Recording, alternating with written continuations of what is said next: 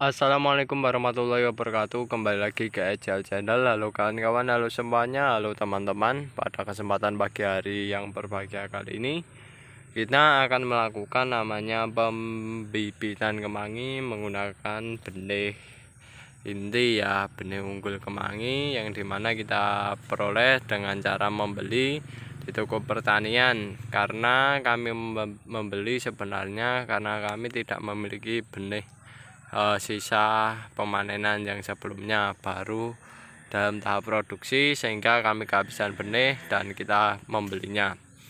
Nah, kami melakukan pembibitan itu sendiri sebenarnya karena proyek atau tujuan kami itu akan melakukan budidaya kemangi secara besar-besaran ya.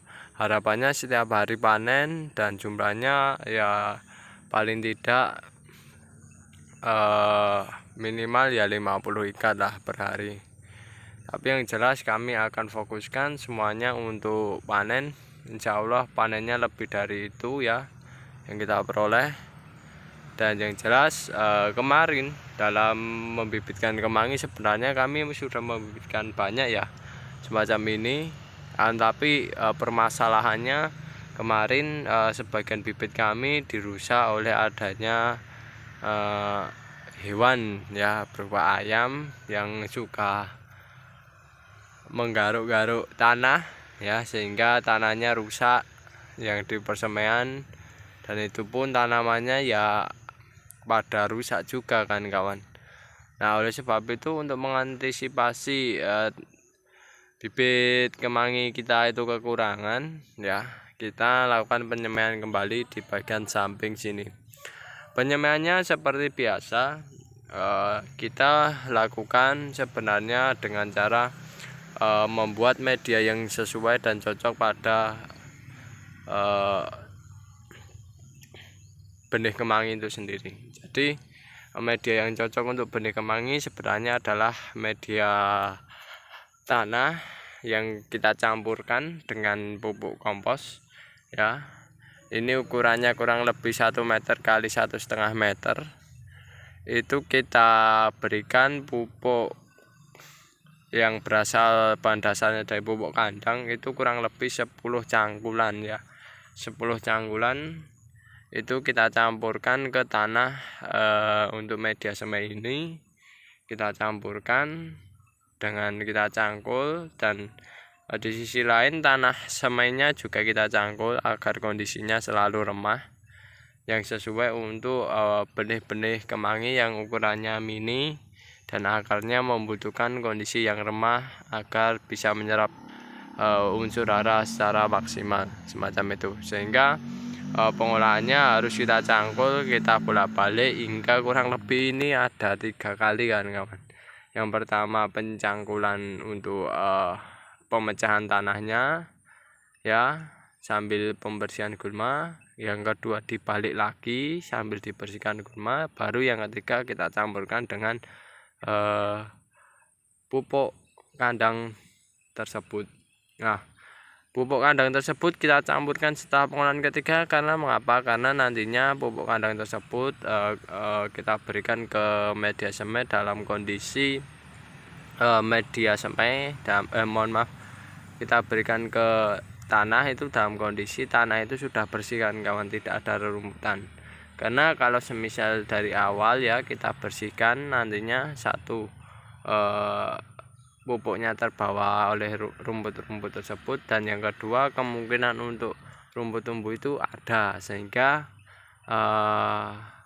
untuk mengurangi kemungkinan tersebut rumput itu tumbuh dengan subur, kita berikan pupuk di akhir pengolahannya semacam itu. Nah, untuk pengolahannya kita cangkul sebanyak 3 kali, dan itu pun setiap pembalikan kita biarkan 1 hari, pembalikan kita biarkan 1 hari, pembalikan kita biarkan 1 hari, biar apa? Biar terkena sinar matahari. Nah, kalian bisa lihat ini contoh ya.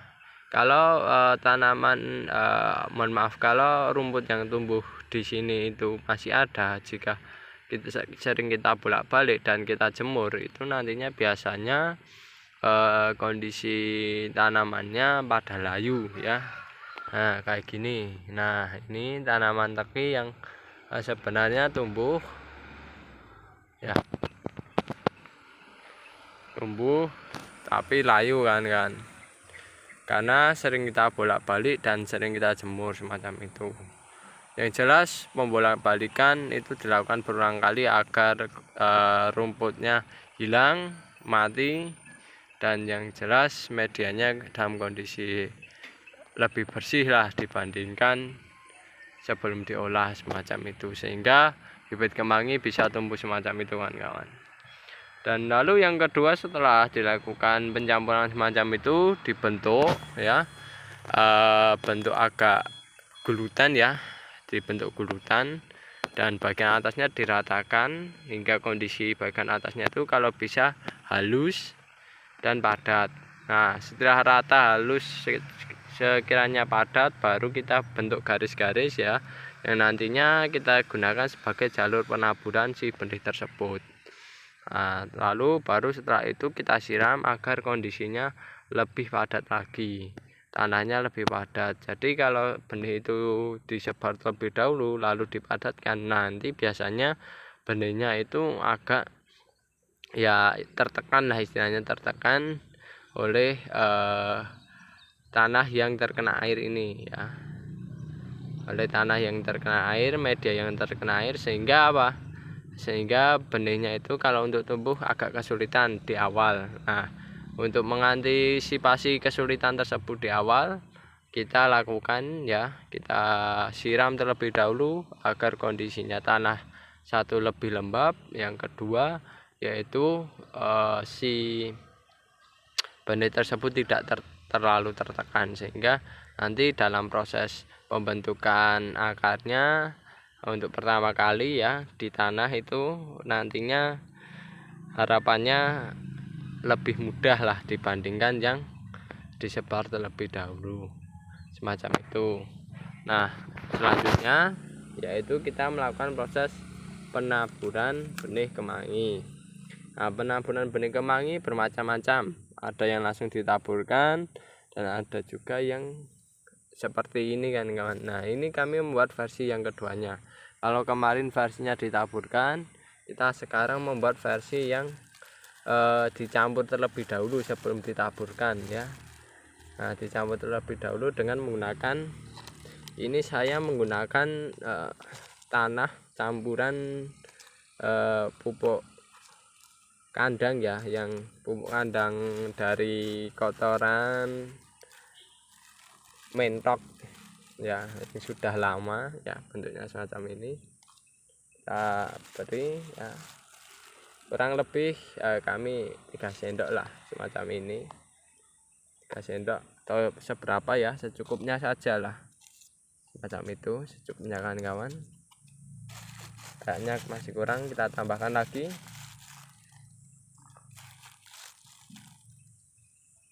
Nah, ini pastikan ya, kalau alangkah baiknya gunakan tanah yang untuk pencampuran ini, tanah yang kondisinya tidak besar alias kecil-kecil semacam ini. Nah, kalau kalian lihat, nah itu tanahnya. Baru selanjutnya setelah diberi, mohon maaf ini pupuk kandangnya ya, setelah diberi pupuk kandang semacam ini ya, pupuk kandang yang kondisinya halus dan yang kondisinya sudah matang, jangan yang belum matang, kondisinya sudah matang. Ini selanjutnya kita taburkan benih kemangi ya. Benih ini kita taburkan kurang lebih ya secukupnya saja ya kan. Nah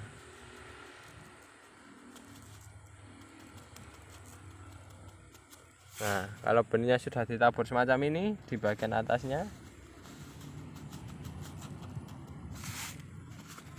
itu baru kita campur ya kan, kita campur, kita aduk ya, agar apa? Agar nantinya ini benihnya tercampur merata, dan nanti ketika disebar itu kondisinya kondisinya jarang lah, enggak terlalu berdempetan semacam itu kan kawan.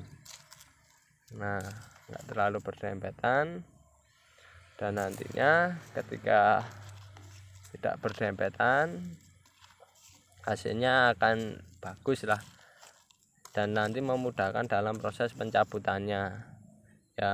Karena kalau kita berdempetan itu nantinya benih itu ketika kita cabut itu biasanya kan kawan, permasalahannya itu nanti bagian samping-sampingnya juga ikut tercabut kan kawan, semacam itu. Sehingga kalau kebutuhannya sedikit kan terkadang ya bibitnya itu akan mati, terbuang kan jika tidak ditanam semacam itu. Nah, dan yang jelas terkadang kalau berdempetan itu untuk pertumbuhan dari si bibit tersebut agak kurang bagus ya. Pada waktu proses penyemaiannya itu pertumbuhannya agak kurang bagus, dan nantinya ketika kurang bagus biasanya nanti agak lebih lama kan kawan ya, lebih lama untuk mendapatkan hasil yang maksimal semacam itu. Dan ini ya ada kelebihan dan kekurangannya sih sebenarnya. Nah, ini kita campur. Setelah kita campur ya, si ini ya pupuk kandang dan benih yang telah tercampur ini baru kita taburkan ya. Penaburannya cukup sederhana, layaknya kita menaburkan benih seperti semestinya. Yang jelas kita taburkan seperti kangkung ya, sesuai alur penaburannya semacam itu. Nah, penaburannya cukup gini aja kan tuh. Nah, terus hingga kondisinya nantinya si pupuk ini habis, dan yang jelas kalau sudah habis nanti kita tinggal buat lagi dan kita sebar lagi. Oke kan kawan, itu dulu ya setelah penyebaran benih tersebut. Lalu kita biarkan pada waktu setelah penyebaran benih, kita biarkan nantinya ketika sore hari atau ke pagi harinya kita siram kembali dengan menggunakan alat itu kan kawan. Kita siram dan pastikan kondisinya medianya lembab yang memungkinkan untuk benih tersebut tumbuh, dan yang jelas selalu lindungi benih yang sudah disebar agar kemungkinan gagal itu lebih sedikit ya, agar kasusnya tidak kayak yang ini kan kawan. Oke, itu dulu yang bisa saya sampaikan. Semoga apa yang saya sampaikan ini bermanfaat bagi kawan-kawan, dan yang jelas kawan-kawan bisa mengambil hikmahnya, mengambil pengalamannya, dan mengambil hal positifnya, dan tinggalkan segala hal negatif yang kita perbuat pada video kali ini. Yang jelas kami mohon maaf sebesar-besarnya jika ada kekurangan maupun kesalahan dalam pembuatan video. Dan saya akhiri, wassalamualaikum warahmatullahi wabarakatuh. Sekian, terima kasih.